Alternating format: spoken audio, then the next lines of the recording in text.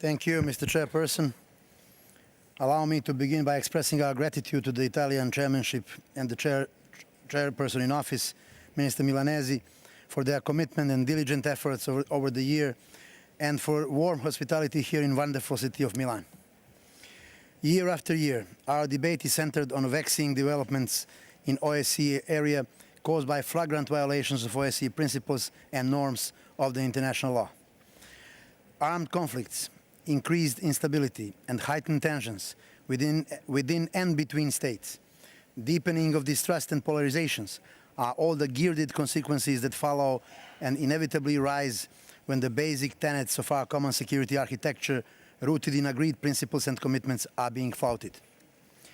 With its cooperative and comprehensive approach to security, the OSCE continues to be essential for addressing the existing security challenges, including enduring conflicts. We must find ways to reverse the ongoing adverse tendencies and address the pressing issues. To do so, we all have to restore the respect for the underlying OSCE principles and the rule-based international order that protect territorial integrity, sovereignty, and inviolability of international borders, along with the other pillars of our stability and security.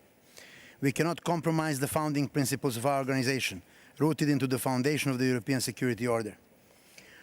Of all the current challenges throughout the OSCE region, the ongoing conflict in eastern Ukraine, instigated by Russia's illegal annexation of Crimea and Sevastopol, and its continuing actions in and around the country, remains the most formidable and the most precarious. The recent use of Russia's military force against Ukrainian naval vessels and personnel near the Azov Sea and the Kerch Strait is another direct consequence of violation of the guiding principles of international relations that we have all agreed. Aligning with our NATO allies and EU partners, Montenegro has already expressed its deep concern over the incident, called for the de-escalation of tensions, for setting free Ukrainian vessels and naval personnel, for making approach to Ukrainian ports unhindered, and reaffirmed its full support to the sovereignty, territorial integrity, unity, and independence of Ukraine within its internationally recognized borders. 2 days ago, we had exactly the same message in the NATO Ministerial in Brussels. Regrettably, the security situation in eastern Ukraine is exacerbated, which inevitably inflicts heavy human suffering. We are duty-bound to stress again that the full implementation of Minsk agreements by all sides remains crucial to achieving a sustainable political solution to the conflict in line with OSCE principles and commitments. To that end, we strongly support the diplomatic efforts within the Normandy format and the trilateral contact group.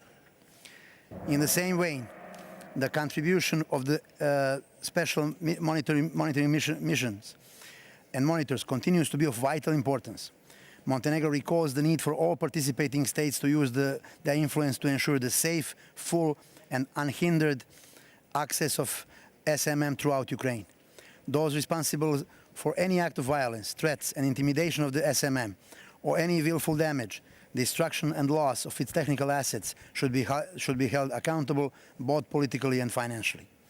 The long-running conflicts in Georgia, Moldova, and Nagorno-Karabakh also heighten tensions in our region. It is needed to intensify the efforts to make progress on resolving them in line with the OSCE principles and within the existing negotiating formats. Promoting stability, cooperation, and partnership within the OSCE adjacent regions is of a natural interest and relevance. As recurrently demonstrated, the security of the OSCE area is inextricably linked to that of the Mediterranean region. Given the growing range of challenges and opportunities stemming from the Mediterranean area, the OSCE Mediterranean partnership has become the more relevant, as has our mutual cooperation. We therefore praise the initiative of the Italian chairmanship in office to adopt a declaration of the Mediterranean dimension of security in the OSCE area in Milan. Effective armed control is an integral part of the OSCE comprehensive cooperation concept of security. Full compliance with the implementation of existing commitments, confidence and security building measures, and arms control agreements, together with ongoing efforts to modernize the Vienna document, are essential to rebuild military transparency and increase predictability. Montenegro supports the structured dialogue on the current and future challenges and risks to security in the OSCE area in a long-term process, which requires constructive engagement of all participating states. We commend the Belgian Belgium chair of the informal working group, for the significant work done this year in the structured dialogue addressing risk reduction and threat perceptions. The respect for democracy, rule of law, human rights, and fundamental freedoms lies at the heart of the OSCE concept of comprehensive security. Unfortunately, as we witness too often, these values are increasingly in retreat and under pressure throughout the OSCE region. The sustainability of security and political stability are contingent on the respect for democracy, human rights, and rule of law. Montenegro remains a staunch supporter of the OSCE autonomous institutions and field presence, as they are irreplaceable in providing support to us participating states in upholding and implementing the OSCE commitments. Finally, Montenegro remains fully committed to steady progress on its path to joining the European Union, and will continue to play a constructive role in maintaining regional stability and promoting good neighbourly relations and regional cooperation. I wish every success to the incoming Slovak chairmanship, which can count on our full support and cooperation. Thank you.